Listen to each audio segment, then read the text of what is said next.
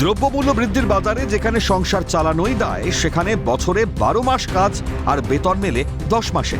তাছাড়া মাসভর পরিষেবা দেওয়ার পর বেতন মেলে মাত্র 1,500 টাকা। এই অভিযোগ মিড ডে মিল কর্মীদের। তাই 12 মাসের বেতন সহ সরকারি কর্মী হিসেবে স্বীকৃতির দাবিতে আন্দোলনে সামিল কল্যাণীর মিড ডে মিল কর্মীরা। সারা বাংলা মিড ডে মিল কর্মী ইউনিয়নের ডাকে শনিবার একত্রিত হয়ে গয়েশপুরের কাটাগঞ্জ জিএসএফপি বিদ্যালয়ে তারা বিক্ষোভ দেখায়। কাজ করেন 12 মাস, মাইনে পায় 10 মাস।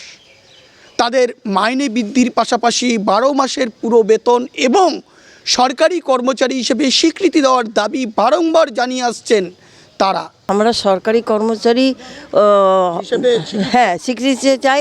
আমাদের 12 মাসে মাইনাটা যাতে পাওয়া যায়, সেটা যদি সরকার আমাদের করে আমাদের ভালো হয়। আপনাদের ক মাসে মাইনে দেওয়া? 12 মাসেরই দিক। হ্যাঁ, 12 মাস কাজ করি তো, তাতে 2 মাসে মাইনা দেয় না। 10 মাসের দেয়? হ্যাঁ, 10 মাসের দেয়। কত দেওয়া হয়? 1500 টাকা। যে আমাদের এই 10 মাসের টাকা দেয় ঠিক মতো, তাও আমরা পাই না। অথচ 12 মাসের আমাদের কাজ করিয়ে নিচ্ছে, 12 মাসের টাকা দেওয়ার কথা ছিল, সেটাও আমরা পাচ্ছি না। অভিযোগ, হাড়ভাঙা খাটুনির পরেও মেলে না যথাযথ পারিশ্রমিক। যেখানে পাওয়ার কথা 6,300 টাকা, সেখানে মিড ডে মিল কর্মীদের মাসিক বেতন মাত্র 1,500 টাকা। আন্দোলনকারী মিড ডে মিল কর্মীদের দাবি অন্তত 12 মাসের বেতন দিক সরকার।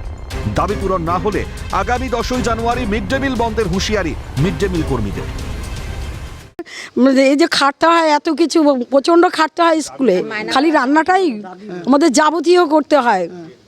তো কত মাইনে পাচ্ছেন? ওই 1,500 টাকা মাসে পাচ্ছি। কত পাওয়া উচিত? 6,300 টাকা। সেটা পাচ্ছেন না? না। আপনাদের কি দাবি? ওই তো ওই মাইনাটা 12 মাসের মাইনাটা দিক আমাদের। আবার 10 তারিখে সবাই মিলে মিড ডে মিল বন্ধ করে দেবো। বন্ধ না করলে পারছি না তো দাদা। হ্যাঁ, আন্দোলনে নামবো। একই দাবিতে শুক্রবার কল্যাণী মহকুমা শাসকের কার্যালয়ের সামনে এবং কল্যাণী পুরসভার সামনে রাস্তা অবরোধ করে টায়ার জ্বালিয়ে বিক্ষোভ দেখিয়েছিলেন কল্যাণী মহকুমার বিভিন্ন এলাকার মিড ডে মিল কর্মীরা। বারংবার প্রশাসনে জানিয়েও কোনো লাভ হচ্ছে না বলে অভিযোগ তাদের। তাই বাধ্য হয়েই তারা আন্দোলনের পথে হাঁটবেন হুঁশিয়ারি দিয়েছেন সারা বাংলার মিড ডে মিল কর্মীরা। এখন দেখার তাদের এই আন্দোলন কী রূপ নেয়, প্রশাসন নড়েচড়ে বসে কিনা, সরকার তাদের দিকে ঘুরে তাকায় কিনা, তাদের দাবি দাবাগুলো পূরণ করেন কিনা, সেদিকে নজর থাকবে আমাদের। নদিয়ার কল্যাণী থেকে ক্যামেরায় বাবু মল্লিকের সঙ্গে সুবীর দাস, ক্যালকাটা নিউজ।